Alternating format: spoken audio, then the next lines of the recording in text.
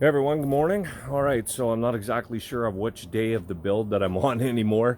We're getting into fall and the rains are coming. Weather forecast says next week rain all week, so I really need to get the roller done. It's like I'm going to have to take that silencer that I got and bend it so that I can make it work on this bike. I'm only going to be bending the tube that goes down to the pipe, not actually going to be bending the body of the silencer or anything like that.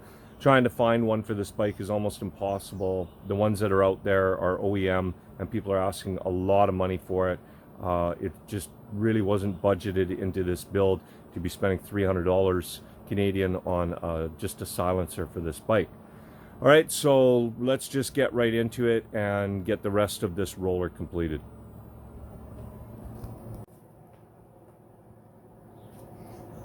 Okay, so if you've been watching the build, when I got my plastic kit, I went to put my rear fender on, and before I even took it out of the package, I could tell that it was not correct.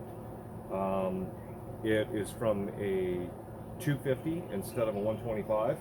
So I contacted UFO, and they sent me out a new fender right away. I got it within 2 days, I think it was, which was great. So let's get that mounted. So this is the style of fender that it's supposed to come with. Now let's just see how things are going to line up and fit here.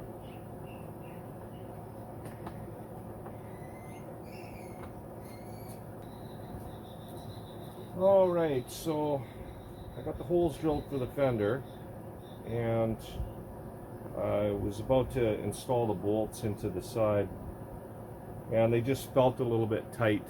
So I think I'm just going to chase the threads here, and then that way I don't have to worry about breaking any bolts off.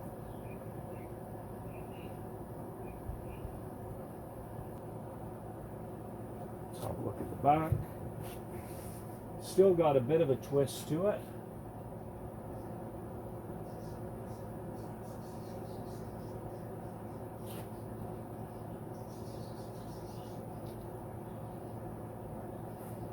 And I'm pretty sure that's because the subframe is slightly bent on that side.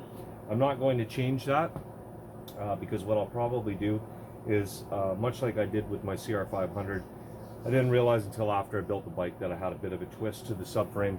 So what I did before I sold the bike to the new owner, I went out and I found a nice straight subframe and I just gave it to him with the bike, and that way he could go get it powder coated and then mount it when he wanted to. And I'll do the same thing with this bike. If I can't straighten that subframe, which is really difficult to do without causing the paint to break and flake, or even worse, you wind up getting the bend in the wrong spot and you've totally defeated what you were trying to accomplish to start with. Alright, well, it looks like I'm going to have to drill the holes in the front fender as well. I thought all this stuff kind of came pre-drilled. I know the side covers and the rad covers did, but it appears as though the fenders do not.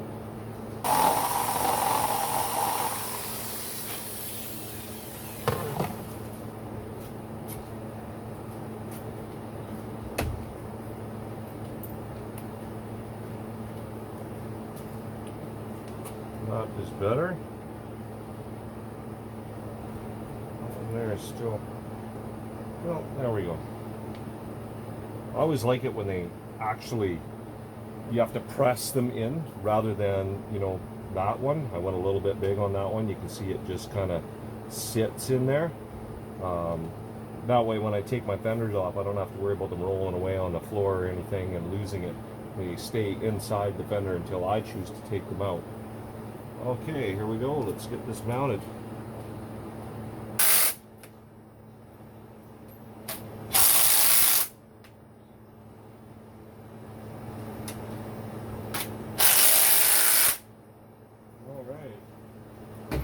See how the lineup is on that front fender. Oh, that looks pretty good. I think we got it.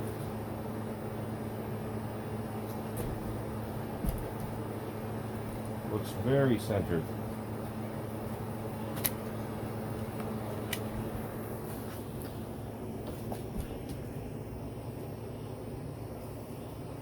What do you think?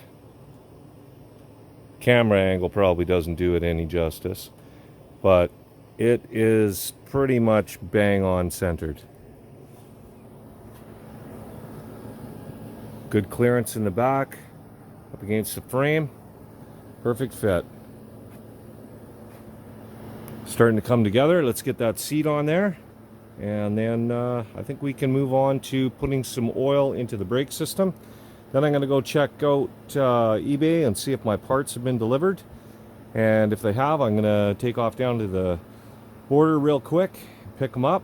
That will enable me to get the clutch on and start assembling that motor. Alright, so I just checked on my parts down in the States. They're at the post office, but unfortunately they're not at the pickup location. So I'm going to continue on. We're going to put brake fluid in the brakes now. Now, I was watching someone else that a lot of you guys probably watch online, named Cameron Niamela, I think is the way you pronounce it. And he's very good at what he does.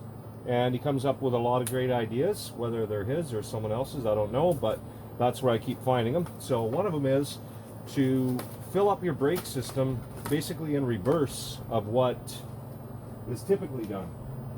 And in order to do that, you need to feed your oil back through your caliper, up your brake line, to your master cylinder, and then up into your reservoir. Now, that's pretty tough to do because you don't really have a bottle or anything like that to be able to put the oil in. Typically what you do is you feed it in through the top up here at your reservoir, and then it runs down. You crack your bleeder, you sit there and you pump all the air out, and then you just continue to do that until you get all the air out of the system. This can take a long time, because when you start feeding oil down into here, there's a large volume of air located in here, and pumping this little tiny cylinder right here takes a long time to get that air out. So the way that it is shown by Cameron is to use a syringe. Now, he sells syringes. I would have bought one from him, but exchange rate and everything through Canada, it just gets ridiculous. I would have been paying about $25 to get the syringe. So what I did is I just went down to my local Canadian Tire, and I picked up this thing called the Mix Miser. It was cheap. It was only $8. It should work well. It does only have a plastic seal here and not a rubber one, but it is really tight. So we're going to go with that for now until I can pick up one of the other styles, unless this one works. The other thing you're going to need is you're going to need a piece of hose. So I've got some of this clear hose that I picked up at Canadian Tire, and it just so happens to fit right on there, nice and snug. Now, you're going to be doing this so slow that you should not have any oil come out here. If you do, maybe a little hose clamp and simply tighten it on there. Just make sure you give yourself enough room to get a wrench in there to be able to crack that bleeder hose, because you are going to need to do that when you refill this. You're going to have to tighten that bleeder hose back up. Okay, so the other end simply goes on like this. So just like that. And there you go. You now have your brake oil filling system. Here we go. We're going to start pushing on this again and see if we can get oil to go into this system and go up. Well, I can hear it. I can hear the air coming out of the top of this one. So this is definitely working for the front brake system, whereas it did not work for the back one. Well, there we go. Man, you do not need a lot of oil. I thought this took way more than that. Now what we're going to do is we're going to try the brakes. And of course, they feel like they have nothing. So I got air in the system, but I probably got far less in the system than what I would have had if I ran oil from the top. So what I'm going to have to do is just hold the brake system on, crack this a little bit, and then tighten it up again right away. Feel the air come out I can feel the brakes are charging up already though, so I know there's a lot less air than doing it the other way. Yeah, there we go. The brakes are already charged up.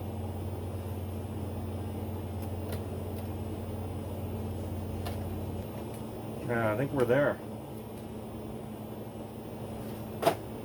Just going to top the reservoir off to the proper level. So using the syringe and the hose definitely gets more of the air out of the system quicker.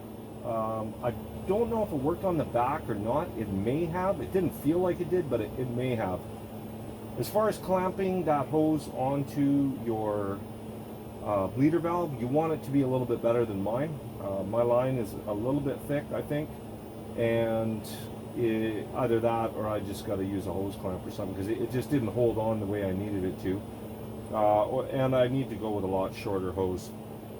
So doing the front brake system, it definitely flushed almost all of the air out. I started feeling braking on about the second bleed, where typically running it down from the top, you're well into about the 10th or even more bleed on your bleeder screw before you can start to feel brakes. So this system does work, injecting oil down the bottom and forcing the air back out the top. But man, did I make a mess. Well, I guess we can go about putting the throttle tube on.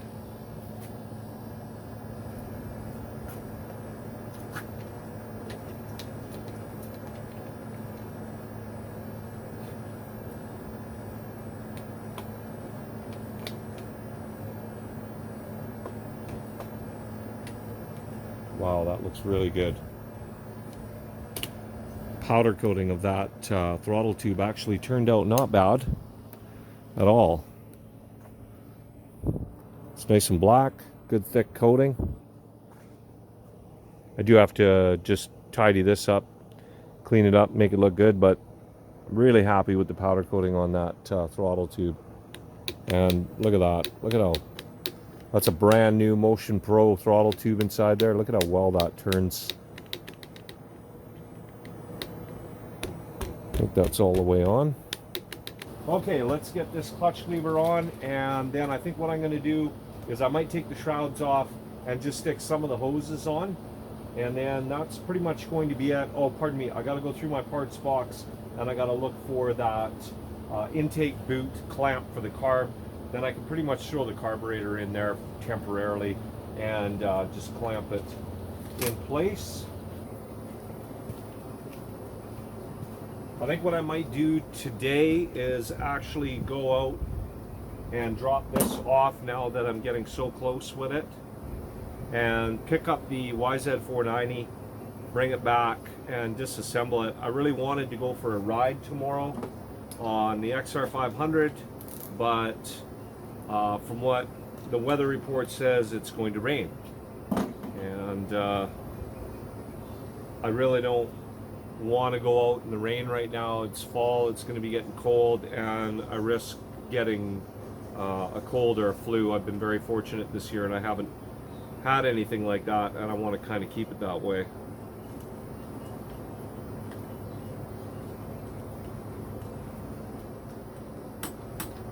So no up and down, or very little up and down movement at all. I'll throw this lock washer nut on the bottom. Typically what I do on the bottom here, rather than having this lock washer, is I throw a nylock nut on, because I find that these, even if you've got a lock washer on the bottom of this, they tend to vibrate off, much like a lot of the other bolts on this bike.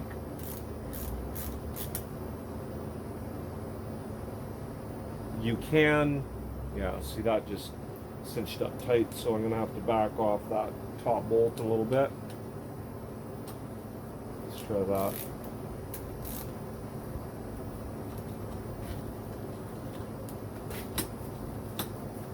That feels pretty good. Lock that down. Even when you do put Loctite on, your lever nuts, for whatever reason, like to come off.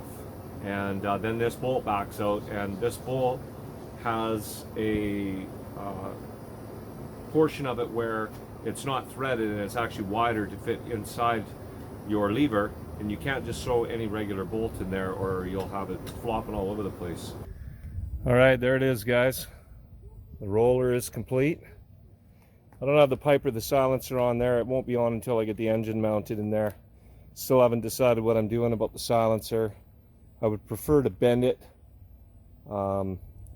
heat it up and bend it and make that one that I have fit.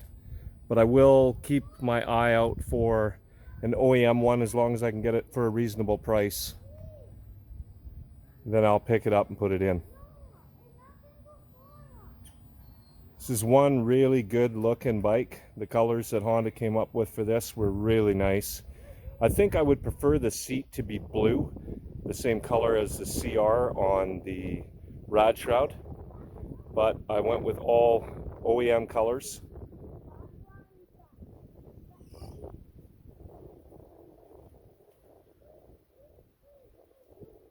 So this bike was stripped right down to the frame, everything completely taken apart, everything powder coated, replaced. Wheels were completely dismantled, powder coated. Spokes were re-anodized, or pardon me, not anodized. They were zinc plated. The swing arm hasn't been protected yet. I'm going to get a special coating that I'll be able to just wipe on. Lasts about 5 years, as well as all the other aluminum except for the motor. Only the cylinder on this is bare. The block of the motor is powder coated black. Still going to be looking to see if I can get a rubber cover for right here. I see I've overfilled my reservoir a little bit here. I might actually have to get a new rubber seal for that because that shouldn't be leaking right now. I think I'll probably go order that up right away, or take one out of one of the other ones, out of the other brake assemblies that I have. Alright, so this is going to go out to where I store my bikes this evening, and I'm going to get working on the motor right now. So I want to thank everybody for coming out and watching my videos. Please share, follow. If you're not a current subscriber, subscribe. Leave some comments. Let me know what you think. All right, catch you later.